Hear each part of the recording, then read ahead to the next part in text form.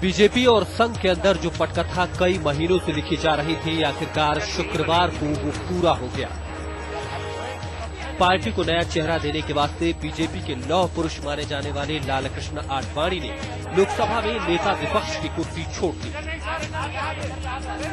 हालांकि पार्टी ने उन्हें संसदीय दल का अध्यक्ष बनाकर ये साफ कर दिया है कि बीजेपी को अभी भी उनके अनुभव की जरूरत है। सेंस ऑफ रिलीफ है और सेंस ऑफ सैटिस्फैक्शन। आडवाणी के जाने से लोकसभा में नेता विपक्ष की जो कुर्सी खाली हुई है, उस पर सुषमा स्वराज को बिठाया गया है। यानी पार्टी में नए चेहरों को उभारने का रास्ता साफ हो गया है। राज्यसभा में नेता विपक्ष अरुण जेटली है ही, लोकसभा में सुषमा स्वराज, और शनिवार को जब पार्टी अध्यक्ष के तौर पर नितिन गडकरी के नाम का औपचारिक ऐलान हो जाएगा, तो पार्टी का चेहरा बदलने की कवायद भी पूरी हो जाएगी। अमिताभ सिन्हा, दिल्ली, आज तक। कोपेनहेगन सम्मेलन कार्बन कटौती के मसले पर विकसित और विकासशील देशों को एक राय करने में नाकाम साबित हुआ है, लेकिन प्रधानमंत्री मनमोहन सिंह ने कहा कि पर्यावरण के मसले पर भारत जिम्मेदार मूल की भूमिका निभाएगा और कार्बन एमिशन कम करने के लिए पूरी कोशिश करेगा। यही वजह है कि भारत ने सौर ऊर्जा और जंगल लगाने की बड़ी योजनाएं बनाई हैं। Our targets include installation of 20,000 megawatts of solar energy capacity. Copenhagen सम्मेलन में प्रधानमंत्री मनमोहन सिंह ने विकसित देशों को भी आईना दिखाया और कहा कि वो मुल्क जिन पर जलवायु परिवर्तन का असर सबसे ज्यादा होगा, वो सबसे कम जिम्मेदार माने जा रहे हैं। इस तरह का भेदभाव बर्दाश्त के बाहर है।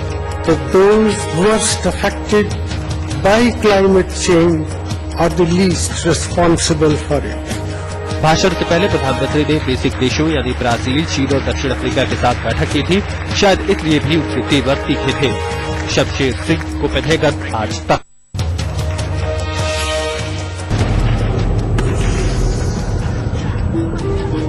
मुंबई के जिस गुनहगार की करतूत सीसीटीवी कैमरे के जरिए पूरी दुनिया देख चुकी है, उसी कसाब ने सारी बातों को झूठ करार दे दिया। कसाब सफेद कुर्ते पैजामे में पहुंचा और कोर्ट के कटघरे में खड़ा हुआ। जज एमएल ताहिलजानी ने कहा कि तुम्हारा बयान दर्ज किया जा रहा है, जो पूछा जाए उसका जवाब देना। छूटते ही कसाब ने कहा, मैं कुछ कहना चाहता हूँ, उसके बाद आप जो चाहे सजा मुझे दे दीजिएगा। जज ने कहा, तुम्हें अपनी बात कहने का मौका मिलेगा, पहले सवालों का जवाब दो। लेकिन एक के बाद एक कसाब अपने बयानों से मुकरता गया। कसाब की हिम्मत तो देखिए, उसने कई लोगों की जान ले ली और सैकड़ों को घायल कर दिया, लेकिन फिर भी बड़ी ही आसानी से अपने आप को पाक साफ बताता है। खैर, कसाब की भोली शक्ल के पीछे छिपी हुई दरिंदगी अब ज्यादा दिन तक नहीं छिप सकती, क्योंकि अब फैसला नजदीक है। आरिश चंद्रा के साथ विवेक कुमार भट्ट, मुंबई, आज तक। कसाब अब तक का एकमात्र ऐसा आतंकवादी जो जिंदा पकड़ा गया है। ऐसा शख्स जो आतंकवाद की जड़ों तक पहुंचने में अहम भूमिका अदा कर रहा था, लेकिन ऐसा लगता है कि अब उसके दिमाग का रिमोट कंट्रोल किसी और के हाथों में है। कहीं ऐसा तो नहीं कि उसे बचाने की ऐसी कोशिश हो रही है जो झूठ की बुनियाद पर खड़ी है। ये बड़ा ही एक्टर है, बॉलीवुड के लोगों ने देखना चाहिए कि कसाब किस तरह से घूमता है, किस तरह से एक्टिंग करता है।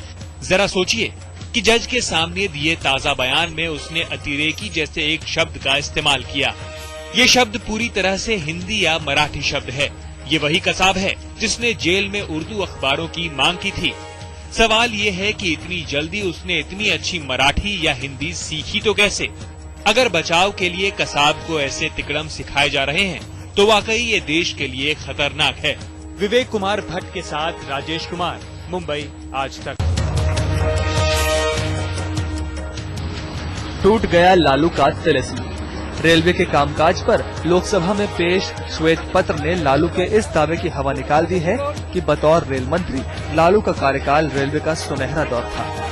श्वेत पत्र में कहा गया कि रेलवे के लिए सबसे अच्छा दौर 1991-96 का था, जब सीके जाफर शरीफ रेल मंत्री थे।